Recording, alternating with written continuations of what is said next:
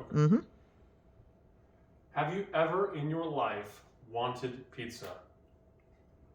Statistically, as Americans, you probably have. According to a poll conducted by One Poll on behalf of Amazon Fresh, reported in the New York Post, the average American eats 180 slices of pizza a year. That's enough to fill an entire full-sized suitcase.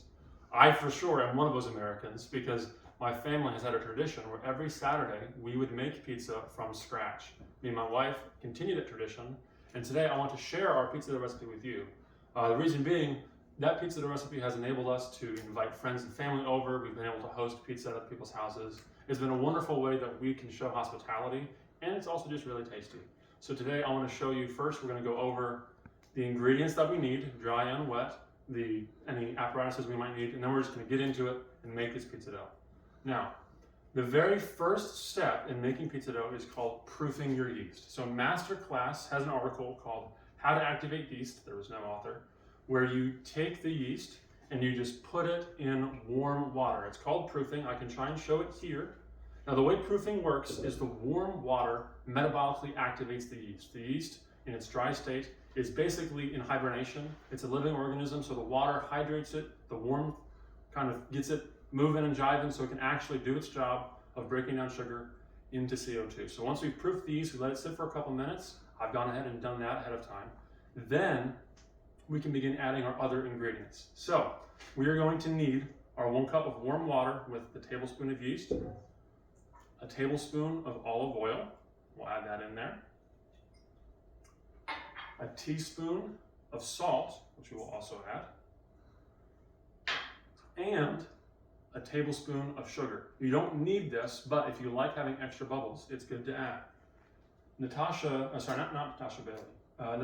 Bailey from the Tasting Table has an article called The Science Behind Pizza Crust Bubbles, and in it she talks about how yeast takes sugar and it breaks it down into a number of things, including CO2, and that produces bubbles. So the more sugar that you add allows for more bubbles to be created because you're giving more fuel. Now, the very last thing that we're going to add is 3 to 4 cups of flour. Now I say 3 to 4 because we don't know exactly how much. It does vary depending on the humidity and whatnot. So really what we're going to do is we're going to just add flour until it is dry enough that we can knead it. So we're just going to take it here, we're going to start mixing it around. We're going to try and get all of the dry clumps out.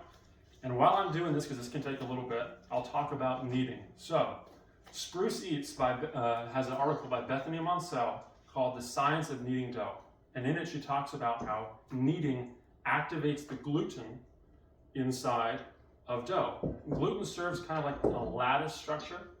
And what that does is it actually captures the CO2, kind of like a balloon, and allows it to actually stay. If you don't have any gluten or not enough gluten that's been activated in your dough, it's not going to actually work. It's just going to let all the CO2 leave. So kneading allows the gluten to be activated so that way you can actually get bubble formation. PizzaLab.com also has an article called Pizza Dough Kneading Fundamentals, and they talk about some other neat things that kneading does. What kneading can do is it can mix all of the ingredients together more thoroughly, and it can also allow for oxidation of the chemicals by incorporating air into the dough. And what that does is it just allows for more flavor formation, and adding more air also enables bubble formation because it provides space for the bubbles to actually form. So by kneading, we're just going to push and turn, push and turn. We're going to do this for several minutes. I don't have time to do that. But pretend that I did that, and we're going to take this, we're going to put it back here, and then we're going to cover this with a towel or some other object. It's not too thick, just leave it there. We're going to let that rise until it doubles in size, which takes about an hour, unless you're putting it in the fridge or something. Once we've done that, we can then take that dough and punch it down. It makes about 2 pizzas.